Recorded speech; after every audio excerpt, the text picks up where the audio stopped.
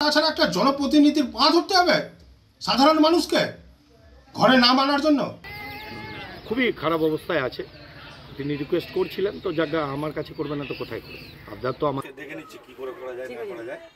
ঠিক আছে, আপনার জন্য লড়বো। এটা হ্যান্ডিক্যাপ সার্টিফিকেটও করবো। হয়নি? না হয়নি। কবে থেকে হয়েছে এটা? জন্ম থেকে।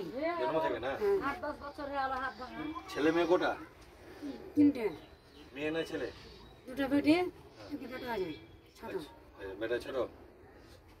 এটা রুমে থাকছেন আপনি? এটার মতো জামার। ওই রুম রান্নাঘর? এখানে রান্নাঘর। কি করে দিচ্ছে করে নেতারা আসছে, যখন ভোট পাইছে তখন আসছে না, তো একটা জেয়ার করে দেয় না একটা কোন সরকার থেকে ধরে খাটতে পারে না। আর 4টে ফ্যামিলি চাই যে যাতে থেকে চাল টাল গালা পাই কি বলে থেকে করে দেখেন কোনো কাগজ সবাই পাই। আগে 5 লোক দিন শুনেছিল সব, তাহারে কোনোদিন এত ঠিক পাইনি।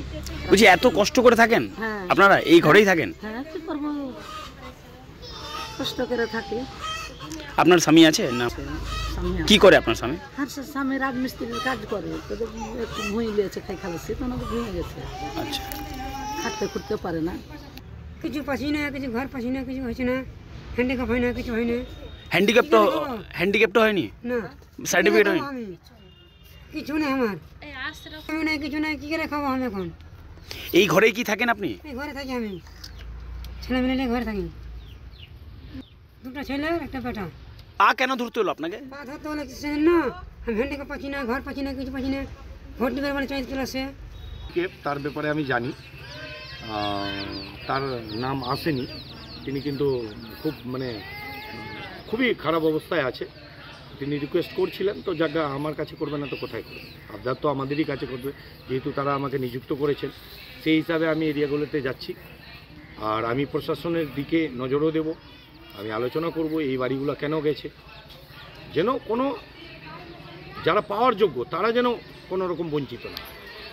পা ধরার কথা নাই, যেটা আপনি বলছেন কিনা ওটা না, কিন্তু আমাকে পেয়ে তার বাড়িতে গেছি, তিনি তো আমাকে ভালোবাসেন, সেই হিসাবে আমাকে রিকোয়েস্ট করেন। দেখুন, এটা নিয়ে কিছু কিছু জায়গায় হয়েছে, তার নিয়ে আমার কিছু বলার নেই। কেউ যদি পাই গভর্নমেন্টের ফ্যাসিলিটি, সেটা নিয়ে আমি কিছু কমেন্ট করব না।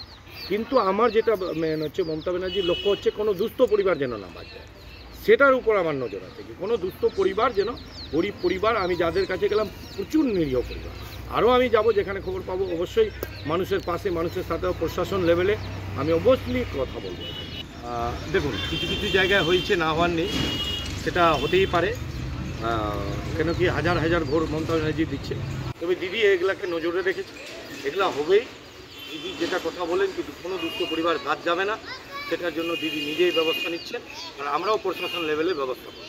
এটা আমাদের কেন্দ্র সরকার, মোদী সরকার এটাকে বন্ধ রেখেছে। আজকে আমাদের বাংলা কোনো রকম সেন্ট্রালের কোনো পয়সা আমরা পাচ্ছি। এটা তো দিদিকে আমি ধন্যবাদ জানাবো, এই দুস্থ পরিবারের জন্য তিনি দাঁড়িয়েছেন, নিজে বাংলার টাকা দিয়ে বাংলা আবাস যোজনা ঘর করছে। ঘরের তালিকা প্রকাশিত হওয়ার পরে গিয়ে বাড়ি গিয়ে দেখছে যে ঘরের নাম এসছে কিনা। এটা তো নাটক ছাড়ার কিছু নাই, সাধারণ মানুষও বুঝছে। আর তাছাড়া একটা জনপ্রতিনিধির পা ধরতে হবে সাধারণ মানুষকে ঘরে না মানার জন্য, নথিভুক্ত করাবার জন্য। এই তো লজ্জাজনক ব্যাপার। কোন রাজ্যে বসবাস করছি আমরা?